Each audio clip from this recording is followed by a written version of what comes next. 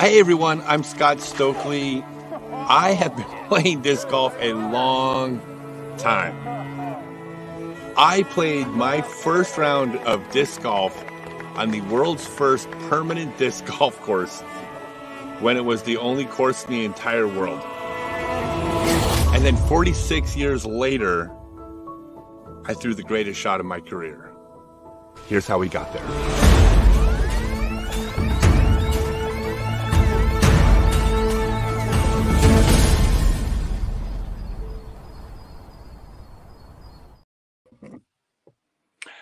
Hey everybody, hello, all 6,000 people. It says 6 on top of the screen, and I think that's thousands.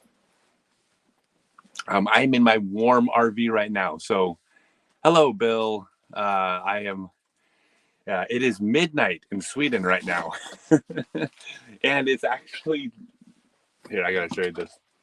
It's midnight in Sweden, and well, you can't really see. You could actually play golf right now still. Like, it's not light out, but it's not super dark. What? What? Not glow. Yeah, not glow golf. Like, you can actually just go out and play golf.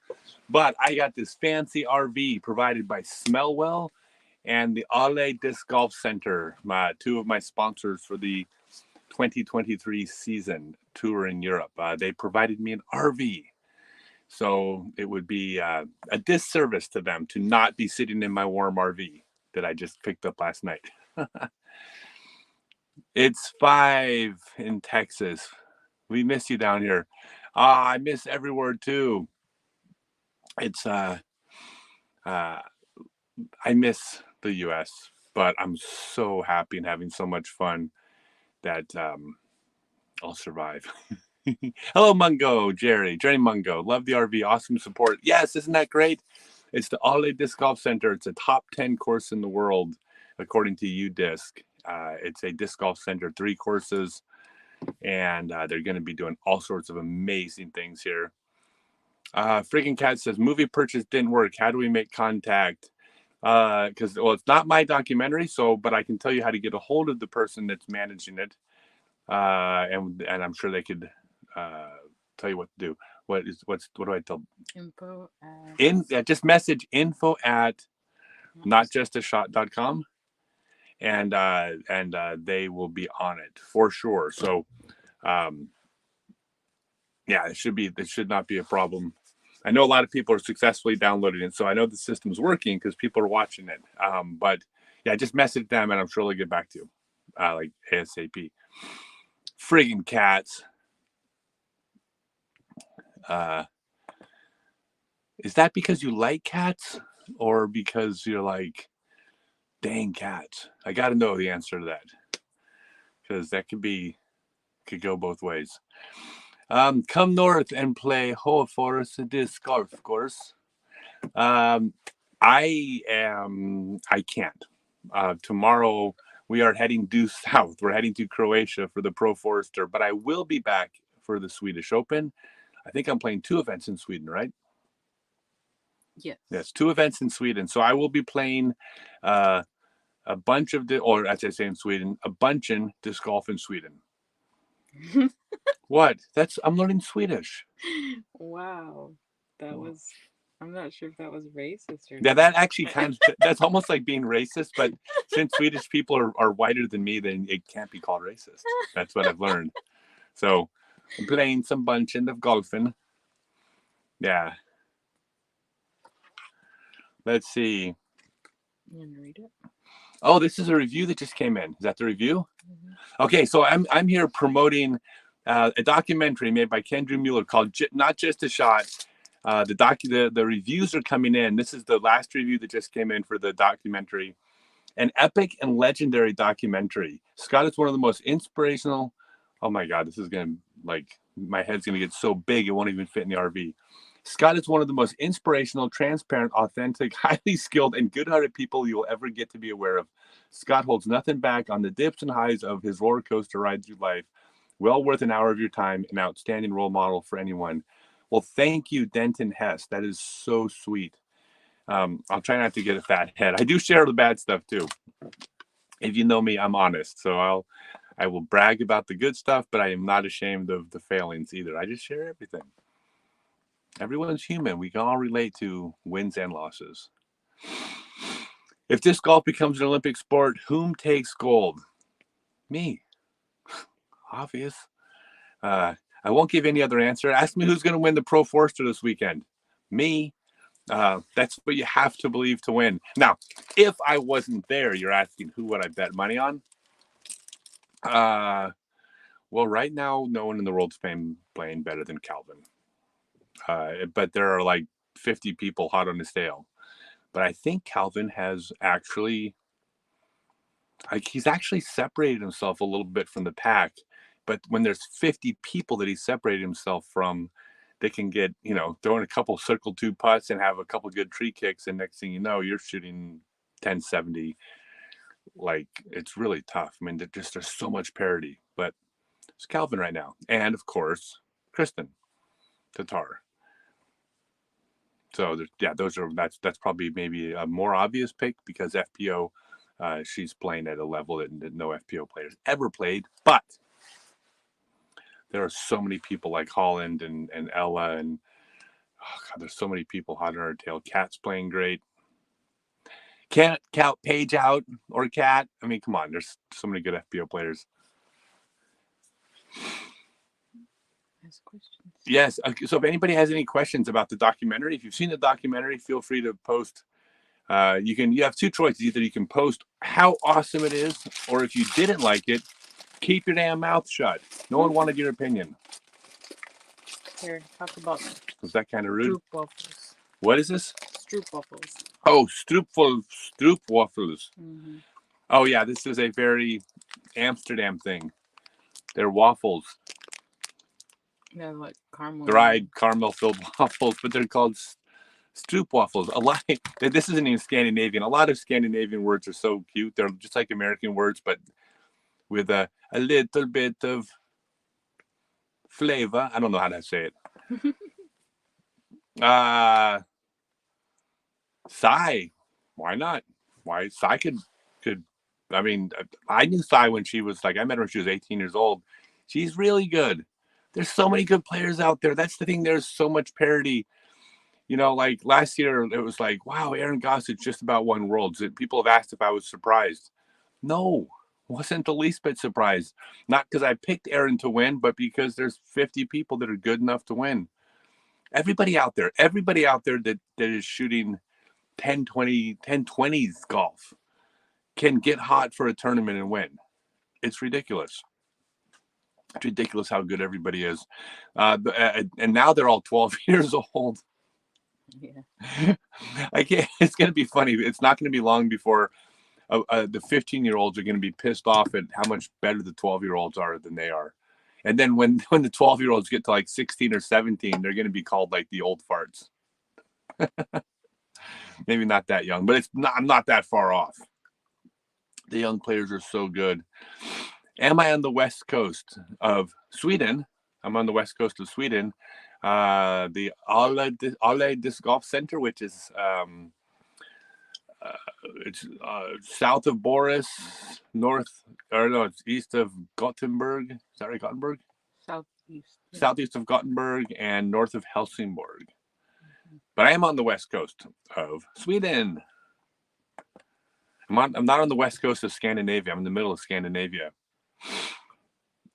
Any more unusual basket designs on your travels? No, I haven't. Not really. The baskets have been nothing really out of the ordinary, which is kind of a shame. I'll tell you. Because when I played my first round of disc golf, there was one disc golf course in the entire world, and people were still making up baskets. In fact, nobody could like afford their own basket because everybody that played back then was kind of like, not everybody, but a lot of people back then weren't people that could afford a basket. Let's put it that way. There was a tournament called Oktober Frizz. They played 4 temporary courses and 72 baskets, and they were basically homemade. But they didn't make them for the tournament. Everyone kind of just had a basket in their backyard. You would take a trash can and you would take something and string a garden hose through it, and that would be a basket. That was they had these baskets. PDGA approved tournament, by the way, and you were playing at baskets that people had built in their back. Tires. We would be, yeah, that was a lot of fun. I mean, of course, professionally, they should all be standardized, and we know, like, yes, they need to catch well, but it was a lot of fun. Actually, the first tournament I ever played at the Beach Bowl in 1982, and this is a pretty big tournament for Los Angeles, and Los Angeles was the epicenter of disc sports. Um, I guess there was a few different epicenters. I don't want to. There was Huntsville and Rochester and Tulsa and other places, but LA was big in LA, and at a pretty big tournament called the Beach Bowl, there were no baskets on the course. The course was made up of trees with 2 pieces of tape, light poles with 2 pieces of tape. Reason for 2 pieces of tape: you had to hit below the top tape, above the bottom tape. One of the holes I'll never forget was you had to land your disc on top of a picnic table. And here's the ironic part about it. That was actually, in my opinion, the best target on the course, because every other target was subjective. You basically had to agree whether or not it hit hit or not, above the tape, below the tape. The picnic table was definitive. It's on the table, you've completed the hole. It's on the ground, you haven't. And so the picnic table hole was probably the best hole in the course. I mean, the best quote basket on the course. So, actually, Mungo said something. RPM Helix, pretty cool baskets. Freight would be a lot, though. Actually, there was an RPM basket I saw on the course today. So they have an RPM basket here. Great company, by the way. RPM out of Auckland, New Zealand, is just the most. Simon Feasy. I always say Feasley. Why do I want to call him Feasley? I don't know where you add an L, but I add an L to Feasley. I'm going to start calling him Simon Feasley until it catches on. If people are going to start calling sidearm forehand, and they keep doing it until nobody calls it sidearm anymore, even though I'm telling you it's been sidearm since the late 50s, then I can call Simon Feasy Feasley. And then people keep calling him Feasley until it catches on, and then that's his name. So if I'm going to start calling a sidearm forehand, we're going to start calling Simon Feasy Simon Feasley. So anyways, if you all have any questions, shoot them over. You can ask about the documentary for sure. Would love that. Any questions about anything disc golf related, not disc golf related, doesn't matter. We're just going to have fun. I will impart years, decades of wisdom from my old age. I'm at that age where I think I know everything. Well, actually, I guess I've always thought I knew everything, but now I do. Or at least I always think I do. Then 10 years later, I realize I didn't. So maybe in 10 years, I'll think I was an idiot when I was 53.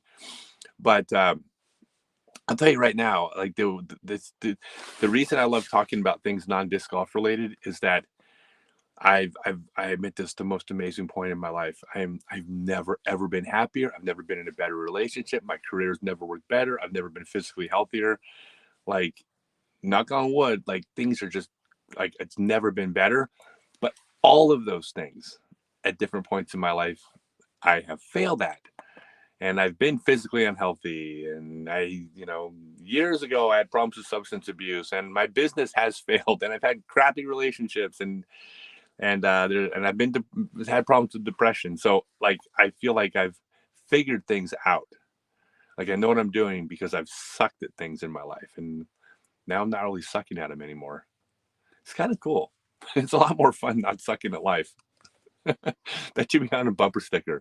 Don't suck at life. a T-shirt. Or a T-shirt. But again, I'm saying this very humbly because I have failed at all of those things. What's the favorite part of my movie?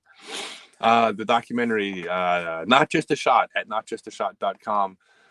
My favorite part, I mean, I want to say the whole thing, but the reason I say that is because I so badly want to be remembered in the sport. This is something that, that if you get older, you think about, like Like, what am I leaving behind, and will I be remembered? And I want to be part of our sports history. I don't want to be forgotten in our sport.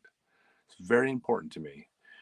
And when I quit playing in 2001, had I never played again, my name would be attached to some records, and a couple second place PDJ World Championship finishes. But I would just be a name. I wouldn't be a person that people remembered. And when I wrote my book and my autobiography, Growing Up Disc Golf, uh, I kind of carved my own place in our sports history, because now, like, it's the only book out there that recounts the tale of the early days of disc golf in story form, right? And then the documentary does the same thing, but not the history of disc golf, but a part of my life within the sport that I think will be remembered. So my favorite part about it is just knowing that when I'm gone, that documentary will exist forever. And it's a good story. It's a great story. It's a really, Ken Mueller did a great job making it.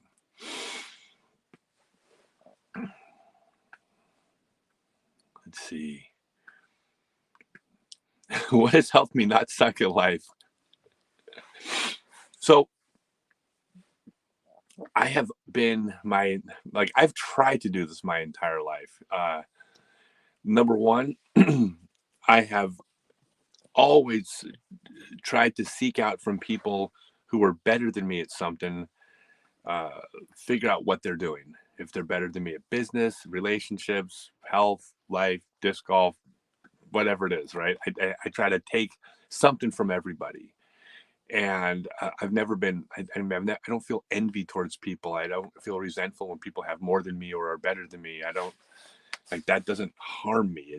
I want what they have, and I've always tried to go after it. I just haven't successfully gotten it always. That's the first part. And I've also, uh, I won't make this too long and, and dramatic, so I don't want people to tune out. But I self-assess. If you follow my channel, if you follow what I do, I'm brutally honest about myself, unapologetically honest. But that self-assessment is what I've done to figure out how to do life better. Like, this is working, keep doing it. I didn't do this well, improve. Like, I think that evolving as a human throughout your life should be a never-ending quest. Like, nobody's perfect, which means you can always get better. We should always strive. You should never settle for where you are. I'll tell you what, one of my, I don't say pet peeves, but one of the things that I find very ugly in people, um, is when someone says, "Well, that's just the way I am." What do you mean, just that's the way you are? Like, no, you should always be trying to improve it. Oh, I can be an asshole at times, or I can be a bitch at times. Really? Like, you're okay with that? And instead, what you should be saying, in my opinion, is, "Oh, I can be an asshole at times, but I can't stand that part of me, and I'm trying to be better." Now, you'll never be perfect, but you're always trying to fix what's not right. And I have all the tolerance and patience in the world for flawed people who are trying to improve. People that are flawed and accept that they're flawed, I don't have time for. But that includes me. I don't have time for me either if I'm like that. So, not to be all preachy or anything, but that's what I think it is. I think you got to be honest, and you got to, like, accept that you suck at things and then try to make them better.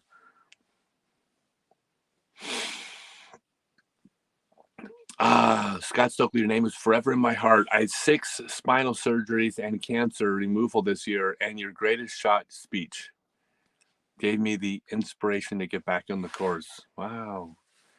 Well, thank you. Um, I that means a lot, and I like hearing that. Well, first off, I'm happy for you. 6 spinal surgeries, I can't even imagine.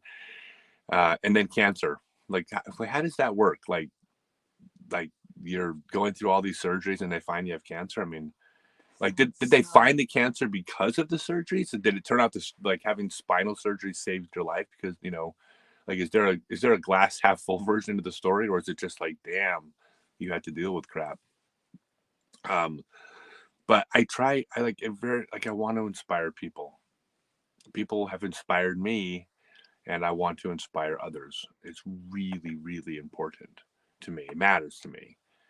Uh, so thank you for the kind words. For real. Thank you. Um, let's see. Wow, that's crazy. But I'm glad you're back on the course. Keep playing. Ended up being able to watch the new movie.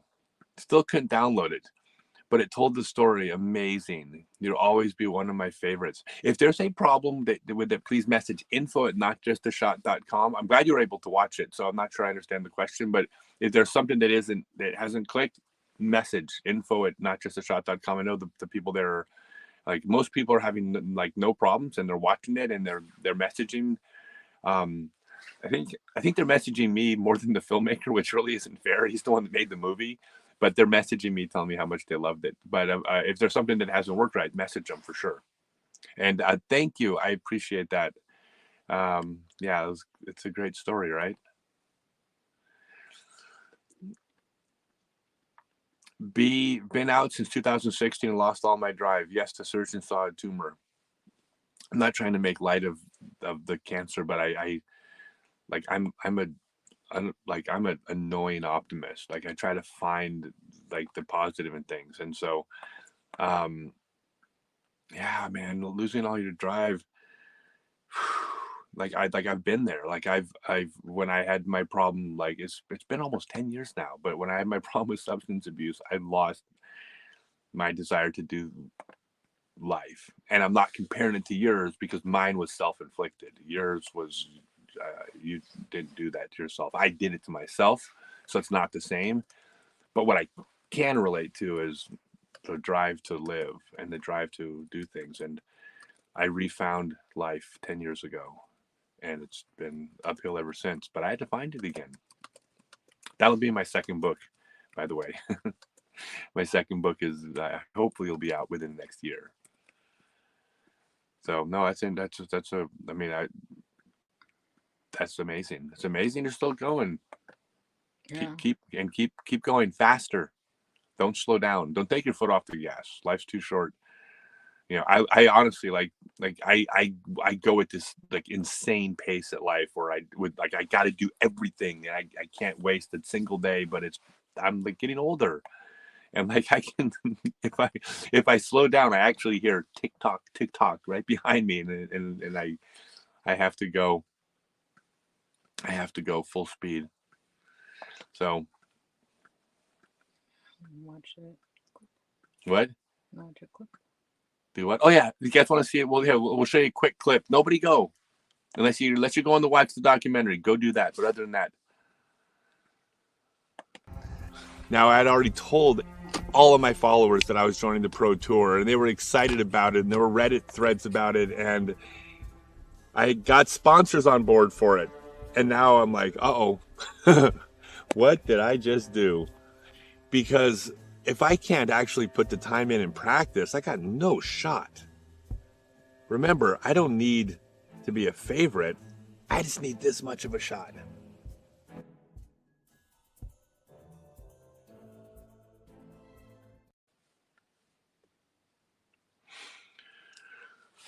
Unmuted your mic. Oh, I could pop that last one from Bill. I quit my job to take care of my 3-year-old daughter and had to stay positive for her, and it took me to the best mental state I've ever been. You're right. You do have to stay positive for her. This is one of the things that I've learned. I have been the best parent in the world, and I've been a shit parent. That for some reason I was a shit parent when I had a problem with substance abuse. I'm not sure if the two are related.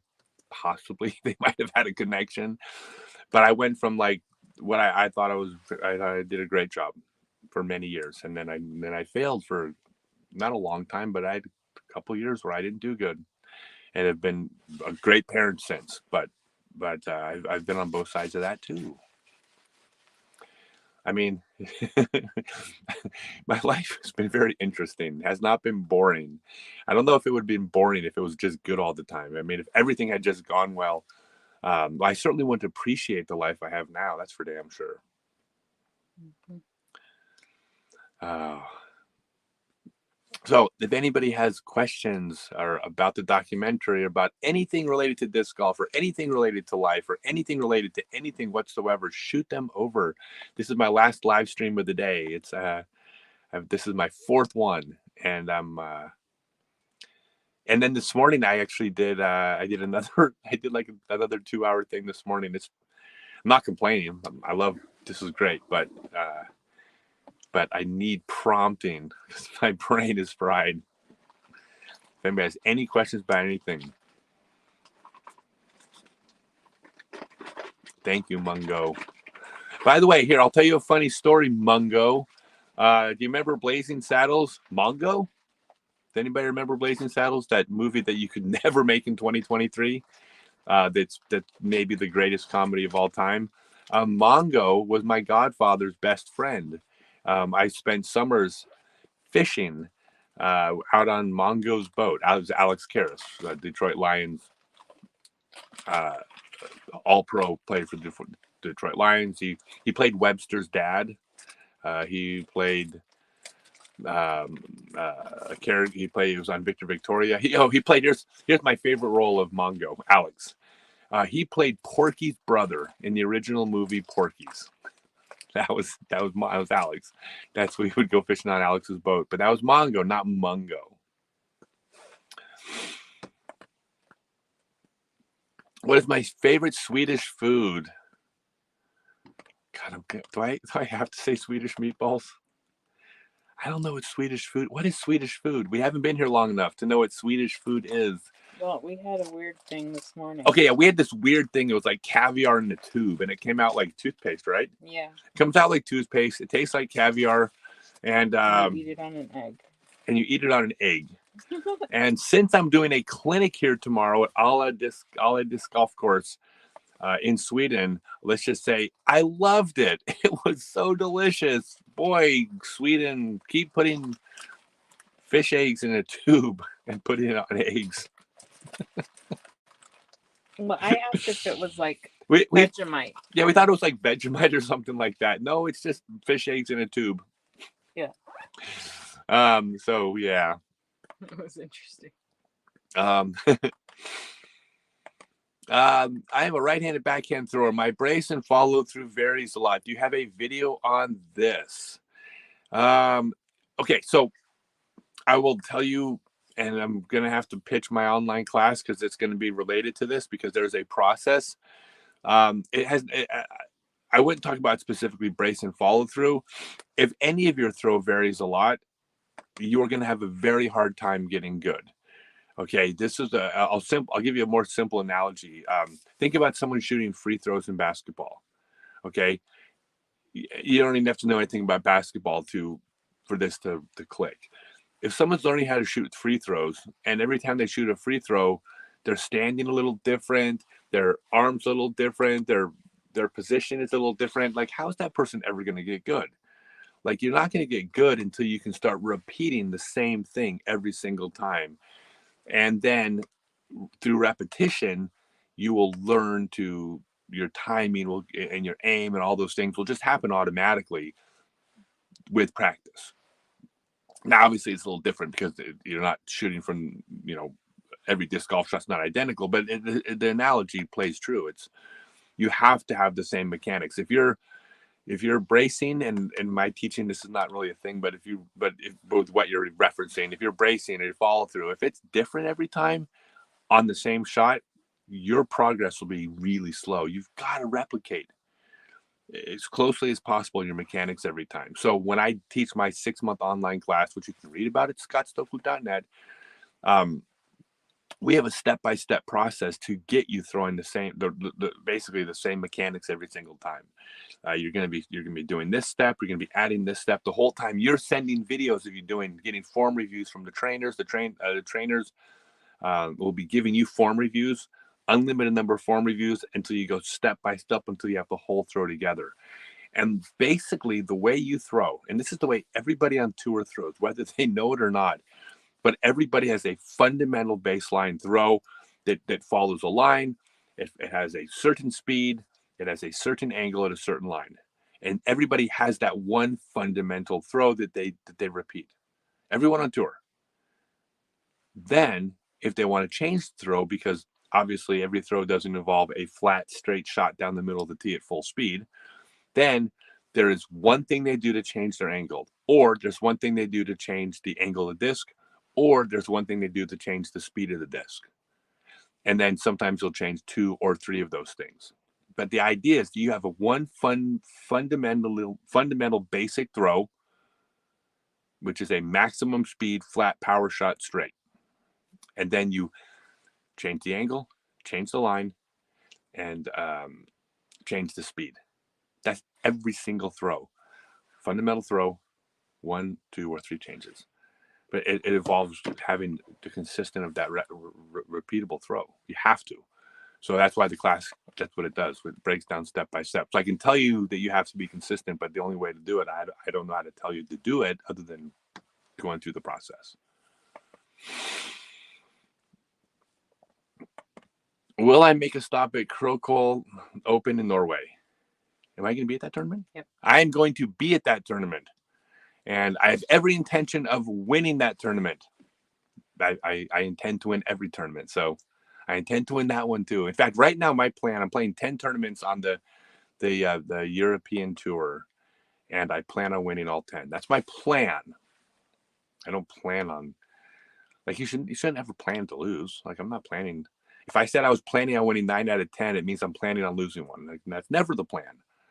Now, whether I win all 10, I'll get back to you.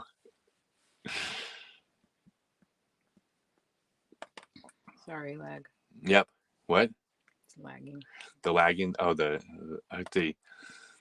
Should we turn the balls of the feet or the heel? Okay, I'm going to give you the short version of the answer, because if you've taken my online class, if you're in here, you know this is actually a very long, complicated answer. But the answer is yes. You are going to rotate on the part of your foot that you naturally rotate on. If you try to rotate on your toe or your heel when that's not what your body wants to do, you will hurt yourself, and you will not be successful throwing.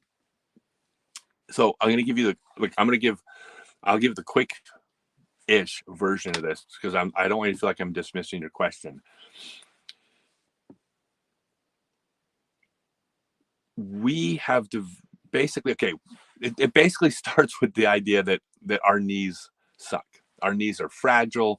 It's like the weakest joint in the entire body. Like a couple kilos of lateral pressure will blow out your knee.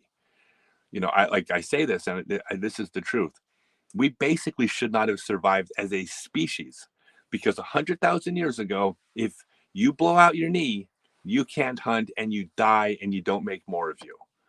So through millions of years of evolution, we developed this part of our brain. Well, it was probably always there because we're animals, but we have the ability, this part of our brain, to make a very complex mathematical calculation every single step you take your entire life. It calculates your speed, it calculates your angle, it calculates your acceleration, your rotation, your decision making, it factors in the terrain you're on. And without ever thinking about it, you can run down the side of a mountain and you will put your foot in the exact right position every time so your knees don't explode. Because if we didn't have this ability to put our foot in the right place, we don't survive as a species, right? So that part of your brain does all these calculations every single step you take your entire life. You cannot purposely and consciously make these calculations. You cannot run down the hill and every single step as you're running down the hill, calculate the high math involved in putting your foot in the right place. And if you do try to put your foot in a specific place on purpose because you think it's the right place, you will get it wrong where your subconscious would have gotten it right. Okay, that's a fact. So when you're disc golfing, you have to do certain things when you throw. Okay, it's not a matter of just throwing any way you want to, do whatever you want. No, you have to do specific things. But where your feet go is not determined by a conscious decision. It is determined by the part of the brain that makes sure that your body moves correctly. So if you put your toe down and try to rotate on your toe on purpose because you watched a video and you saw some pro and that's what you saw them do. It does not mean that that's where your foot should go on that throw. It does not even mean that pro's foot would go down and rotate on that position on the next throw they do. That's where their brain put that foot based on the speed they were going on, the terrain they were on. It factored in all these things and it did it right. Okay. So where your feet go is something you must let go and let it just happen. Now, I apologize if this is getting a little bit wordy. I'm going to beat a dead horse for just another half a minute here. I did 1,200 private lessons over the course of 3 years. This is about 3 years ago. And I talked to everyone on the phone first. And of the 1,200 people doing those private lessons, I'm estimating, but about 40 of them said their knees hurt when they threw. A couple of them said their hips hurt, but about 40 or so said their knees hurt. God's honest truth, without exception, every single one of those players that hurt when they threw said, I don't know why I'm hurting when I throw. I'm coming down on my toe, and when my shoulders get to 45 degrees, I'm transferring my weight onto my heel like I'm supposed to. They tried purposely doing something with their feet, and their knees hurt because that's not where their foot was supposed to be. Their foot was supposed to be in the place that part of their brain would have put their feet had they not intentionally done something with their feet. So you have to let go of the feet. Now, there are certain rules to follow, like you must plant first before you rotate your shoulders. Like there are certain rules you must follow, but where you rotate on is dependent on that individual throw, the speed you're moving it to T-pad at that moment, the angle you're throwing, the acceleration, how hard you're bracing, and then your brain will put your feet in the right place if you allow it to. And I'm not dismissing your question. It's there are certain things you must let go. And there are certain things you must do. Foot placement is one of the things you let go. How about that for a long, wordy answer? I said it was going to be short, and I didn't mean it to be long. Sorry. Pickled fish. Is that Swedish food? Yeah, we're talking about that with Oh, that's what he's talking about, the pickled fish. Yeah. Yeah, I'll eat it. I'll try. I'll eat. When we're in a country, we travel. Sweden's our 20th country together. And we eat the local food in whatever country we go to, and no matter how weird it is, we're going to try it. And we've eaten some weird food. And honestly, some of it wasn't that bad. I didn't like all of it. But we've eaten some weird stuff. A lot weirder than pickled fish, in my opinion. Cheese fondue. I think you're thinking of Switzerland. Which means I'm guessing you're from America, because Americans confuse Switzerland and Sweden. If you're not from America, I apologize, America, for assuming that you're American. But you hear it all the time. People from Sweden get asked about fondue, and people from Switzerland get asked about Swiss bikini models. Swiss cheese. I was trying to think of something Swedish off the top of my head. I probably just offended somebody by saying that. If you're this is how unapologetic advertising was like even just 20 years ago with beer commercials. They would just have 5 gorgeous blonde women in bikinis, and they're like, these are Swedish bikini models, drink this beer. That was the whole commercial. And then they just stand there and you just stare at the bikini models for 20 seconds, and then it ends with the logo. That was it. They didn't even try to get clever. They just said, these are bikini models, beer. So anyways. And effective. What? And it was effective. It was very effective. It was highly effective. It worked. It's like they're going after this male brain. It's an association thing. Bikini models, beer, our beer. Those other people beer, not bikini models. Credenzas and trees, our beer, bikini models. Any cool trees or new plant life? That's a great question. I don't know the names of the trees, but for sure. Everywhere you go, there's different types of trees and different things to that area. I got a picture of this one thorny, pokey something tree in Ireland that was super cool, but I can't tell you the names of them. And if I tried to describe them, that would be terrible video, because this one tree you can't imagine had this leaf and it was green, but then they kind of bent this way. I think it's probably like trying to describe telling someone about the dream you had, and it sounds really interesting to you, and the person listening is going, "Stop talking about your dream. This is boring." It was pokey. Hmm. It was a pokey tree. What is your trick to those insane overhands that finish on the left? You really inspired a unique style. My overhands that finish to the left, or the ones that because they finish to the right. Mm-hmm. So I think, unless I'm confusing what you're saying, um, you got to learn every shot in the game. I mean, there are holes where the shot for the hole is a thumber or a grenade or a tomahawk or a roller. Like, they're not all just these traditional air shots. There's one of the worst named things in disc golf is the term trick shot. When describing like tomahawks, thumbers, overhands, grenades, scoobers, turbo putts, they're not trick shots. Sometimes they are the correct shot. The example I always give is, imagine you're standing on the tee pad of a hole and you could throw a backhand hyzer through a 10-foot wide gap, or you could throw a sidearm hyzer through a 12-foot wide gap, or you could throw a thumber up above through a 30-foot wide gap. How the hell is that a trick shot? Like, I don't care how good you are. There's not a player in the world that can hit a 12-foot wide gap more frequently than I can hit a 30-foot wide gap. It's not even close. And because if I have a thumber and they don't, I'm going to hit the gap more than them. For sure. A 900 rated advanced player is going to hit a 30-foot wide gap more than the best pro is going to hit a 10-foot wide gap. If you don't have that shot, you are purposely, if you don't have all the shots in the game, you are purposely deciding, I am going to sometimes not throw the easiest shot for the hole. Doesn't make any sense.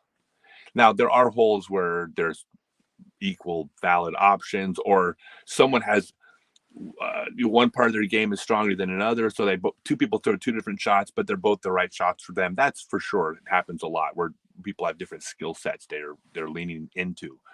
But there are times when that's the shot. Absolutely. So I don't feel like it's as unique a style as it really should be, because there's times when that's just the shot. Here, I'll give you a funny story. This is the last time I played before this last couple of years, before I got older. But before then, the last time I played an A tier in the open division, it was like 2015 or something like that. So I must have been 46 years old at this time. A tier, open division, and I won by 12 strokes. And the players that were there included Drew Gibson and Paul Ulibarri and Jordan Castro and Noah Fivesh was there. Mm-hmm. Matt Dahl. I mean, like really good players were there.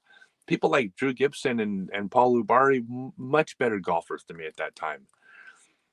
So I'm like leaving part of the story out. Like, what do you mean you want, like, maybe I could beat Drew Gibson on a given weekend, not by 12 strokes. Never. That guy's so good. Paul Ulibarri, that guy's great.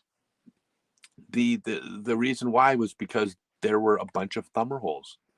Like, we were playing a course where all I had to do was throw over the trees, and the players without thumbers had to hit gaps. And every single hole, I didn't even have to hit a gap. I just threw a thumber over the trees. That doesn't make that a good. Those aren't good holes, because there were like, I was playing the course without obstacles. I mean, I was legit playing most of the holes where there was not a single tree in my fairway, because I just threw thumbers. And so, of course, like anybody that threw thumbers was going to win that tournament. Why would you not have every shot in the game? Like, I like, there are times when those are the right shots. And again, I'm not bragging. I'm telling you, like, people like Ulibarri and Gibson are better than me. Like, both of them will beat me more times than I beat them easily. Not easily, but for sure they're better than me. But they didn't have the shot. You need to have every shot. By the way, these are both two of my best friends. I am not knocking two of my favorite people on tour. Don't get the wrong idea. Oh yeah, y'all want to see a quick clip of the documentary, not just a shot? That's it. I brought everybody with me.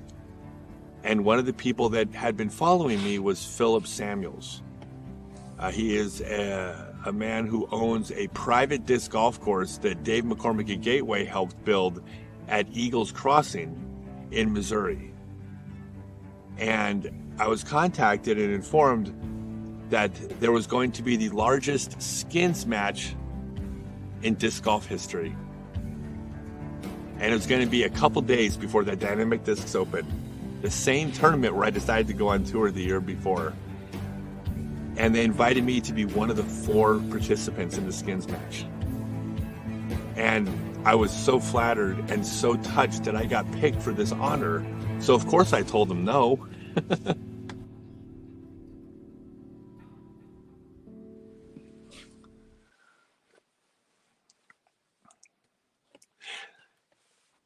That's a true story. I told them, I explained this. I told them no. Thank you so much. Thanks for inviting me to play the largest skins match in history. But Dynamic Discs Open's coming up, and those are my practice days. Explain that one. Trying to teach a daughter to play, would you suggest giving her mini discs or full size? Please clarify the age. But I would say, by the way, if you're teaching your daughter disc golf, my strategy, and keep in mind, I was raised in the 70s. My strategy is make her play and then punish her when she doesn't play well. She's 3. She's 3? Ooh, yeah. She's got a fair hand, I guess, right? Yeah, I mean, right now, I don't think you need to worry about teaching her. Just have fun, play. I think that, okay, I'm not an expert at this, but I think probably if you wanted her to get good at sports, it's not about playing the sport for a number of years. It's just about being physically active and doing physical things fun. Like, is it fun to play catch? Is it fun to do things with her body as opposed to just, say, playing board games or, tea parties or video games, right? I think if you're playing physical activities, it doesn't matter. Like if she gets into playing catch with a ball, that'll help her frisbee career. She's developing motor skills. It's probably the most important thing. She gets competitive when you play. Good. Yeah, encourage that. Yeah, I'm not a big fan of participation ribbons. Competition is great. Like the world, she's going to find out in about 15 years or 20 years, the world is competitive. If you're not a competitive person, then you're going to let the competitive people beat you. I'm 5'7" on a good day. Am I going to have a hard time getting distance that all my 7-foot monster friends get with their giant mile-long arms? So I got good news and bad news. I'll start with the bad news. The bad news is that if you at 5'7" and your 7-foot tall friend have identical skill levels, technique, identical timing, your friend will throw farther. All things being equal, because it's just physics. It's a mathematical reality. That's the bad news. The good news is, damn sure it doesn't matter on the golf course. I mean, I'm not saying distance doesn't help on the golf course, but even on the pro tour, you rarely are throwing as hard as you can. Most of the time, you got to hit the fairway. You got to stay in bounds. You got to miss the trees, and then throwing farther, of course, adds a little bit of an advantage, but so does making circle 2 putts. So does having a good sidearm. So does being able to roll. So does, play in the wind. So does being able to play well under pressure. So does being able to perform with a gallery watching. So does ... So your friend may have an advantage on distance, which comes into play once in a while. So what? There's 20 different things out there, and have an advantage over them in 11 of them, and you'll have the advantage. Paul McBeth is not tall, and he's Paul McBeth. And Paul McBeth, by the way, just to be more specific, yes, at 5'7", you can throw far enough to be on the professional disc golf tour and be competitive all day. So there's no barrier there. When am I coming to Germany, Mr. Scott? I'm coming to Germany at the end of August to shoot a well, not me. There's another documentary being shot. They're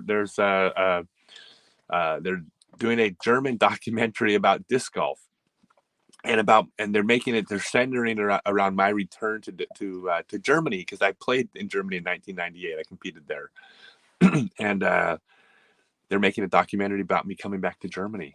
How wild is that? My life is so weird, so cool, but so weird. I can't believe all this is happening. But I'm going to be introducing disc golf. The theme of the documentary is why is disc golf not huge in Germany right now? Why is it not caught on? And so I'm going to come back and like, why the hell are you guys not Finland right now? What the hell's wrong with you? And we're going to go around. I don't want to give all the details away, but the plan is I'm going to be going into like some of the city centers, like downtown, wherever, with a basket and get people on the street playing disc golf and talking to them about disc golf. And it's going to be a lot of fun. It's not, I say they have a lot of ideas. So I'll be there. I will be there. Did they give you the RV to use? Yes. They give you the RV or just to use? Give you that RV or just to use? Oh, no, they did not give it to me. It was to use. Mm-hmm. But this is going to be an ongoing relationship. So assuming everything goes well, I would guess it probably we do it again next year.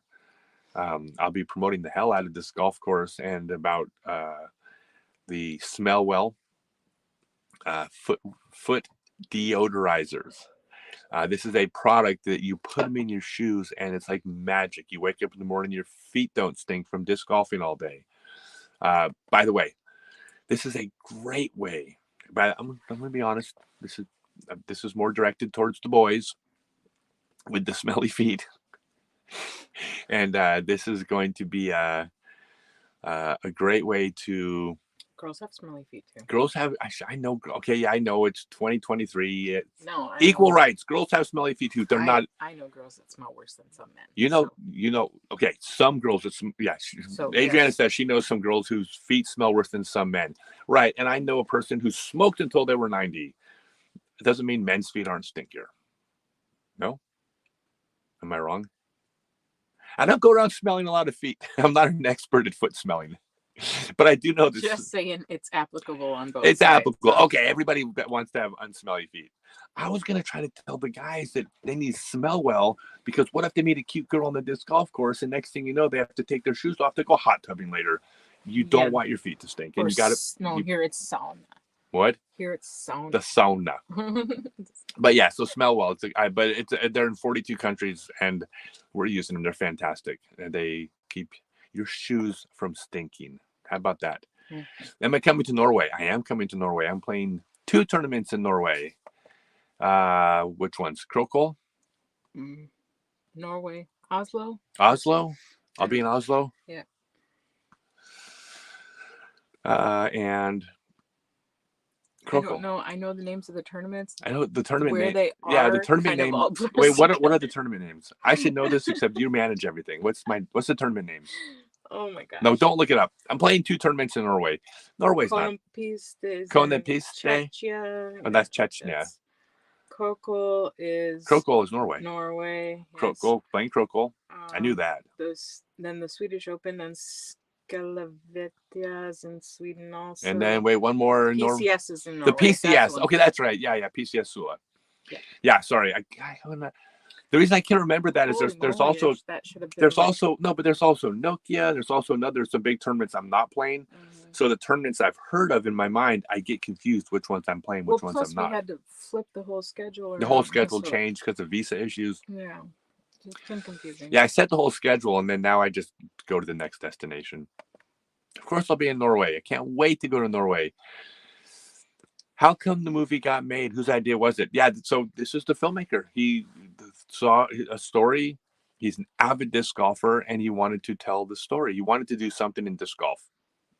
And he's young. He's in his mid-ish 20s, and he's finished film school, but he's very, very, very good.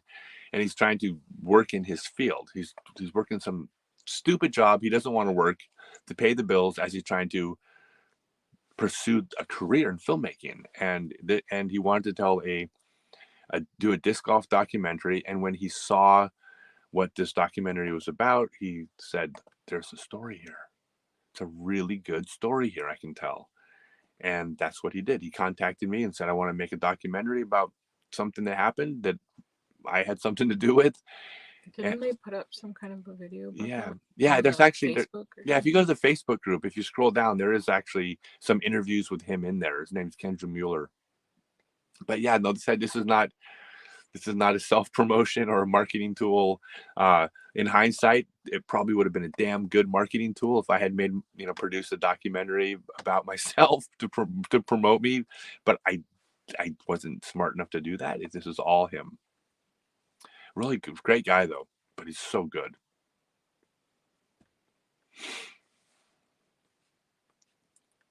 Sorry. No, I you're got okay. lost in my tabs. You got lost in your tabs. Mm. Eric Grover. Hi, Eric. Hello, Eric Grover. Malaysia disc golf. Quick story before I even read this. Eric Grover. You ever heard of Johor, Malaysia? Neither had I. But I will tell you a little fact about Johor, Malaysia. They have 9 disc golf courses in Johor, Malaysia.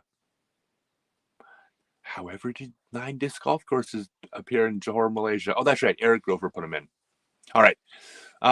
Within the disc golf community, we all know how big that skin shot was. But do you think this documentary has the potential to tap into the non-disc golf world to show just how much this relatively unknown sport has grown since when you started until now?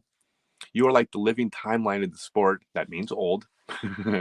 As you played at the start and are still playing all over the globe today. Yes, I believe this documentary has the potential for mainstream success. It needs to get in front of those people. I mean, that's the biggest thing. Nobody will watch this documentary and not get like blown away by the story and moved by the story and interested and entertained by the story. It doesn't matter that it's about disc golf. I my favorite documentary of all time is about the 1980 U.S. Olympic hockey team, and I don't care about hockey. Oh, unless you're a hockey fan who wants to, who's yeah. If you're a hockey fan, I love hockey. Go hockey. Uh, but I was never interested in hockey. But the documentary told a story that was interesting, and that's what this is. It's that interesting. Um,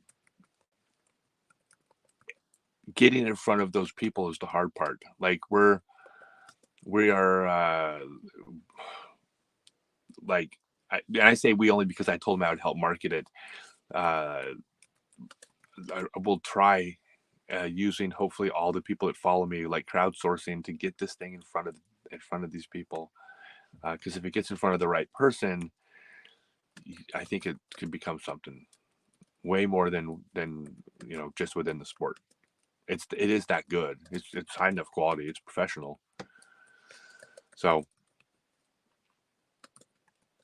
oh, Bill Desinger. I will check my personal message when we're done.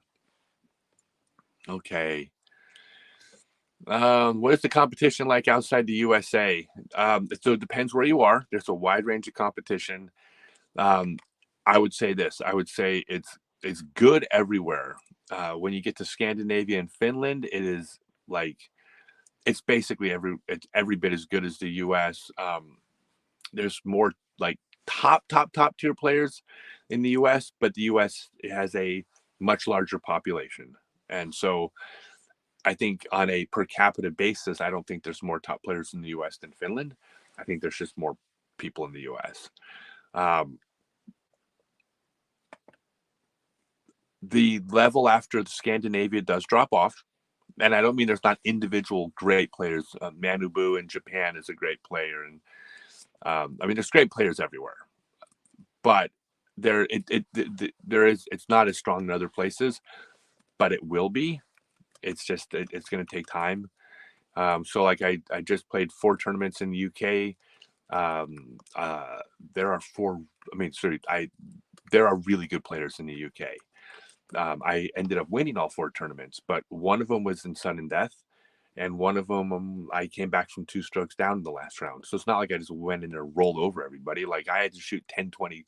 The last tournament I won, I shot a 10:59 rated round, the final round to win.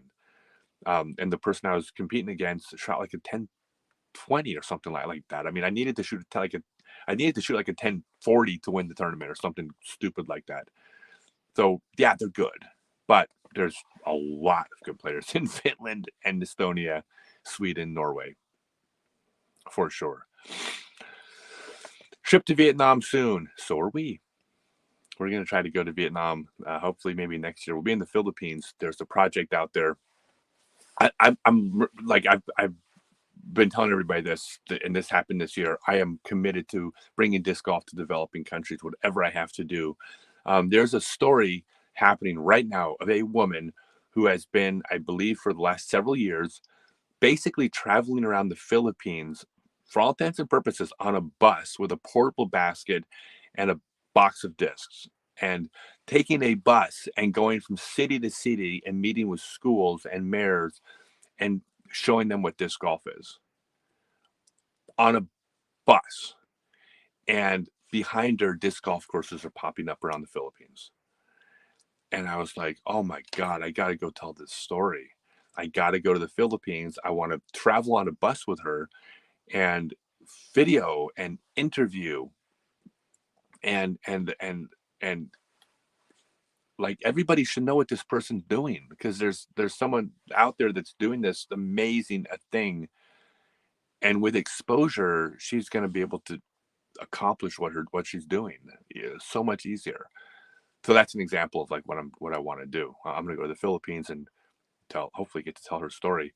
I might even work with this documentary filmmaker, if he has not become a big superstar and is out of my price range or something like that by this winter. Then I might even solicit his help, because it's a great story. Do you think PDJ will ever make it to ESPN or other mainstream TV? So because that's a tricky question, and I'm going to because we don't need them. You know, the idea of ESPN or mainstream TV was such an important thing, even not that many years ago. But like when I for the last like 5 years before I took off to go on tour, I didn't own a TV. Everything I did was on the computer, like, or YouTube. Like, that medium of television and the requirement to be on television is fading out fast, and we don't need them. So if we get on ESPN now, it's like I don't think it's even going to do much for us, because it's neat, but it's not like it was for the past 80 years up until a few years ago. I think the streaming service and the YouTube and the direct to customer, I think that model works, and I think it'll continue to work. So yeah, like, yes, we'll get on there, and no, I don't think that's not the holy grail anymore of the sports progression. Best hole on Isle White. I have not played it yet. I'm playing it tomorrow, so I'll let you know tomorrow. I did. You know what I did do though? I played the second course, the par 57 wooded course. There's a video going up with one of the owners, Simon, one of the owners of the course here. He says, I want to shoot a video of you. And I go, I got a really cool one. And the first hole was it's like 300 feet or something like that. Wooded shot, tunnel up a hill. And I go, I got a really cool shot for you. Check this out. So I stood at the tee pad. I looked backwards at him, and he was behind the tee pad. And I said, hey, I'm Scott Stokely. I'm at Ollie Disc Golf Course, and I'm on hole one. And, check this out. And I took a sidearm. And while I was looking backwards at him, I threw the sidearm backwards without ever even looking at the fairway. And I put it like 10 feet from the hole. And it was the first take. And he got it on video, and he's going to be posting it to his page. And everybody's going to think I did like 50 takes. When I did like a 300-foot wooded shot with looking backwards, throwing across my body incorrectly. So I'm going to say right now that's my favorite hole, because that is one of the best shots I've ever thrown in my life. And did you putt it? What? Did you put it on film too? No, I didn't even putt. I grabbed and went to the next hole.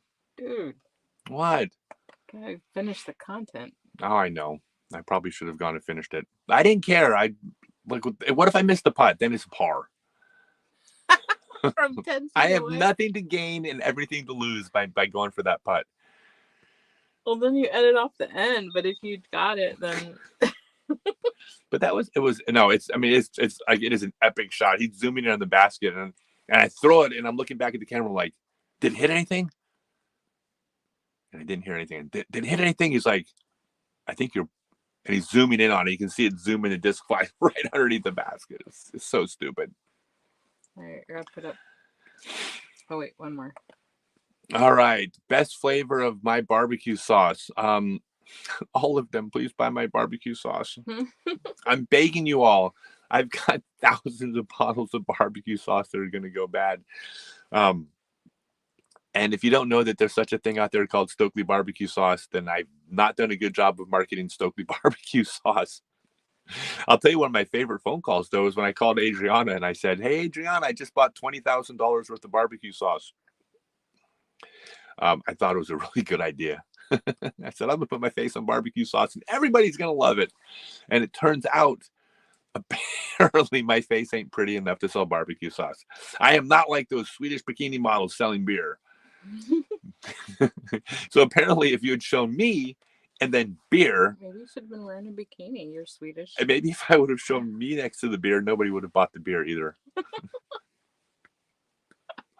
I guess I don't command that level of marketing ship.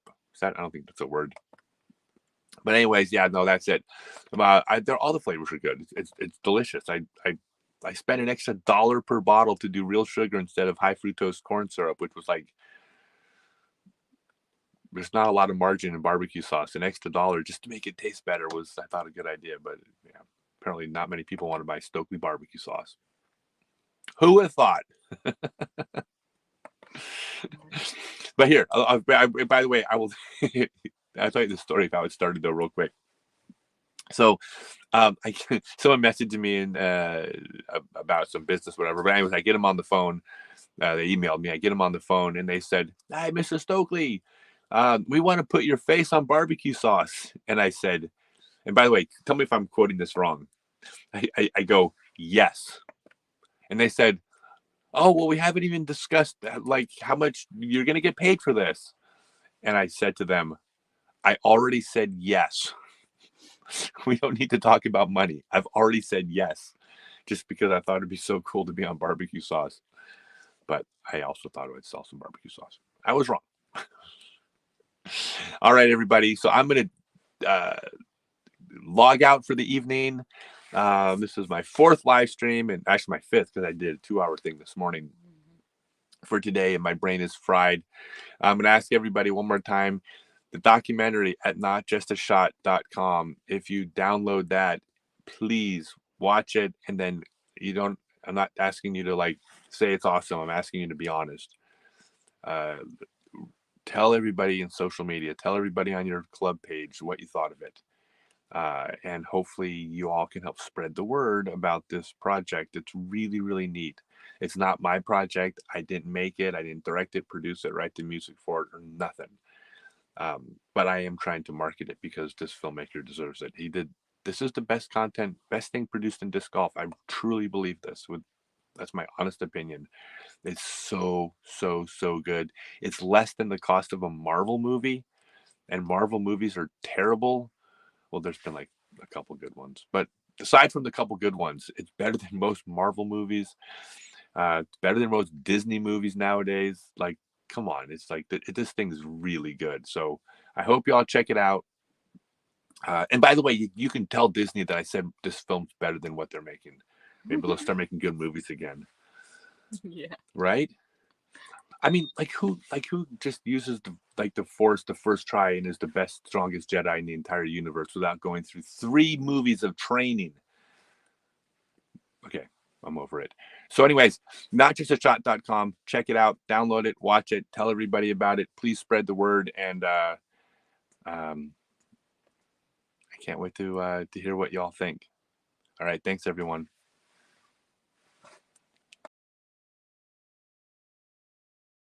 Hey everyone, I'm Scott Stokely.